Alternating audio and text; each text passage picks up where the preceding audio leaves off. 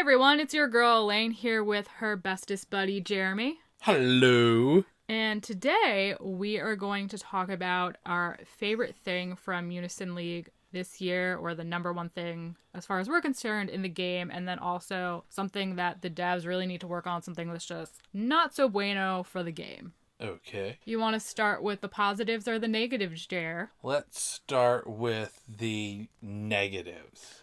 Oh my. Because then we can end on a positive note. That is true. We Always should totally do that. I always like to end on a positive note. So did you want to start with your negative first? I will start with my negative. And my negative is Raid in general. They need to do something about that. I hate it so much with a burning passion. It's so stupid. I just do not every time, and Elaine can attest to this, every time Raid comes up, I'm like, oh, it's Raid again. Because I feel like we end up with the same monsters.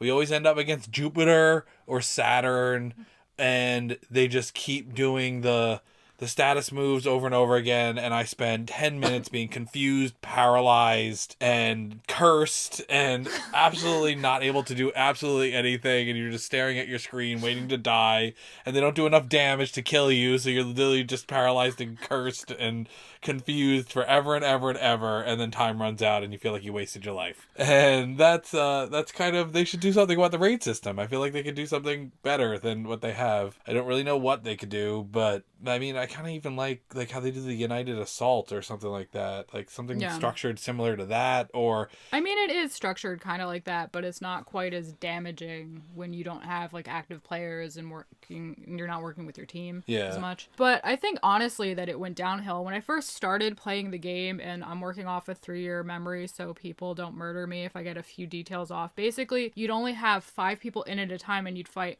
one monster at a certain difficulty that you would pick, and you had a certain amount of time to defeat it, and then you get rewards each day based off of, like, how much damage you did, and each day you logged in, you could get, like, better and better rewards, because it was like a ladder, like what you get in a lot of collabs, and it was so much better, because if you only had, like, 4 people at a time, which sometimes is the case, like, people can't always make, you know, guild battles or raids and whatever, because, you know, they have lives, then it wasn't as big a deal, because you weren't as affected as far as damage output and your healing abilities are concerned, because you only had to use a certain amount of your team. And the other thing I liked is, if I do remember correctly, I'm not absolutely positive, but I think there was only one a day. So that saves you like 30 minutes of not having to log in. Because guild battles and raids especially, I mean, you have 2 that are 7.5 minutes and 1 that's 15 for the bonus points. I mean, that's half an hour of your life. It would also make it harder to get the gem at the end of the week for the 10 matches if you're only doing one a day. I don't think you couldn't, because it would be only 7 matches. Maybe they would do 2. Well, they weren't doing that at this point. I think that feature was actually added in after they changed the raid system, but I'm not positive. I feel like the raid system right now is designed around guilds that are going to have everybody on every raid, and it's just not realistic. If you have one computer player, like one CPU for a guildmate that doesn't show up, you're basically guaranteed to hit Unison when you're trying not to, because it's faster to not matching.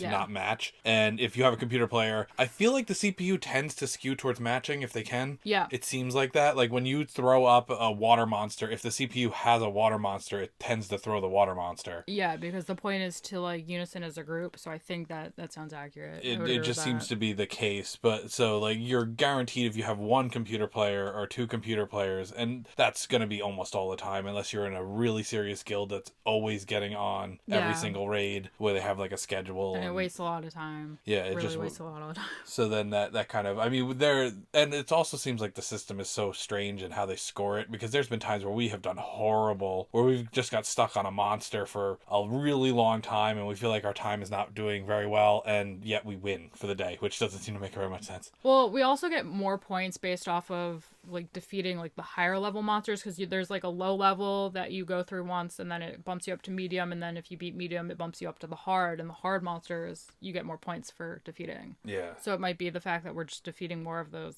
higher level monsters than the other people we're fighting. Because what I've noticed too is that when you don't do as well, you get paired with guilds that don't have as many active people and aren't doing as well than guilds that have, you know, the stronger players that just like murder everything, and you're like, well, I feel very poorly about myself today. Either way, that's kind of the thing that's my least favorite thing, and that's not a 2020 thing specifically, but I mean, it happens in 2020. Yeah, we did that. That is my least favorite thing at the moment.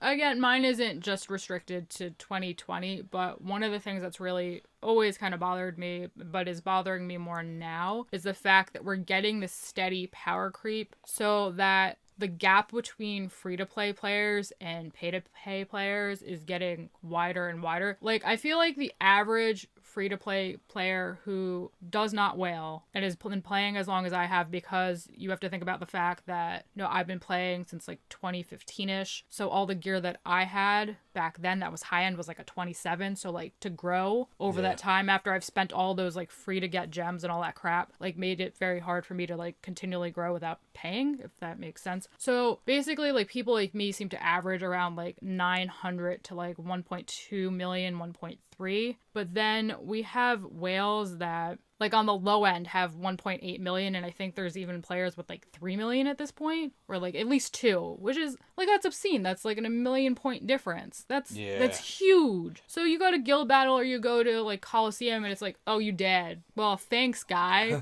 Appreciate that. Like, that really, really bothers me. Like, I feel like if you're playing after, you know, a certain amount of time, I don't know why I'm talking like this. After you've played for a certain amount of time, there we go. Like, you should be able to get to a certain gear score, whether or not you're paying. Obviously, if you're paying, you're going to have a bit of an advantage in the sense that you're more likely to be able to, like, infuse and unlock potential and all that crap. But, like, it shouldn't be, like, that obscenely different. It shouldn't be a big difference. Well, I mean, a lot of mobile games in general kind of thrive off of whales. And, that's true. Like, when we talk about free-to-play versus pay-to-play, when we say pay-to-play, that's usually people that are regularly spending money and regularly spending legitimate money, like hundreds of dollars a month or something like that, or like $100 a month, or even $100 a month that's significant. And I mean, if you once a year spend like $50, even $100, that's not pay to play. It's low key. It's low key pay to play. Low key. But then that's your birthday present. Yeah, basically. I don't know how I feel about that for a birthday present, but whatever. It was a discouraging thing for me. Not so much this year, because I think I've gotten a little bit more in the hang of like what I do at my current level. I know how far I'm going to get. I know how, like, where I am skill wise. But early on, when I was really getting into the game in the beginning, it was really frustrating that I felt like I worked for a really long time to get to a certain level, a certain gear score, and a certain number, like certain level of monsters. Like, I'd get a 30 cost monster back when those were fancy, and I remember, I haven't been playing as long as Elaine by a long stretch, but I remember when 30 cost monsters were amazing. And I would get like a 30 cost monster, or I'd get a 31 cost monster, and then it's like, oh, we just came out with 34 cost monsters. It's like, oh, cool, I'm behind the times again. Yay! Yeah, it's you never quite catch up. Like, I mean, my best monster is probably Esterosa, which is what, 37, 36? I want to say 38. I don't think it's 38. I might. Let us know down below in the comments which one of us is right. We're totally going to check this after to like keep us from having to think about this for the rest of the night. But let us know which one was right in the moment. So do you want to I'm pretty sure it's me, though. Do you want to do your positive thing? So I think what I really liked about this year in particular, which I mentioned in our thankfulness video, is the fact that they've been doing so many more collabs. You took mine. I wanted that one. I'm sorry, I'm a basic biznatch and I steal things. Yeah, I really liked that they did these because it's nice to see like a change in like the quests that are coming out and everyone gets so excited about, oh my god, this is like an anime I've watched. Yay! And usually the cosmetics are nice. Like, some of them don't appeal to me as much, like the monsters from like the first Evangelion, for example. Not so much the later iterations, but like I wasn't into that because you'd see, I forget what the big monsters are called, like the angels. Yeah, the angels. Like, I don't find them cute. Like, I like cute stuff. They not cute. Evangelion's one of my favorite anime of all time, so I was really excited because early on, like my first year when I was playing, they had an Evangelion collab, and I was like, "Oh my god, this is amazing! I love that anime!" And I recognized all the angels and stuff, and that was really cool. And then they had the weird one this year with the motorcycles, which is like they never rode a motorcycle in the whole thing. I thought that was the second one they did. They did the motorcycle. Maybe. Well, I know one of them had just like all motorcycles and racing. Yeah, and that was like, early on. That had like 28 cost monsters. There's like nothing to do with Evangelion at all. Yeah, they brought them back for the video spawns. You could get the old monsters, and I was like, oh, I remember when these were the shit. Yeah, back when shared spawns were a thing. Reincarnated as a slime, we saw the collab a couple times on Unison, and then we watched the anime, and it was like, oh, now we know all the references and all the monsters were. That was kind of cool. Yeah. And the current collab, or not the current collab, the current as of recording, we have a railgun collab. Wow, just denoting how far in advance we recorded this, because I mean, we in September, boyo. Look what you did there, man. That's okay. Everybody pre-records their stuff. But the collab that's currently running, that's an anime that I've wanted to watch for a while, and now I am determined to watch it. That's good. You have a resolution or Absolutely whatever. Determined to watch it. So I piggybacked on yours, but now I will do mine. And I'm going to say, I think, despite us having a video all about everything wrong with this system, I feel like battle practice is a good thing.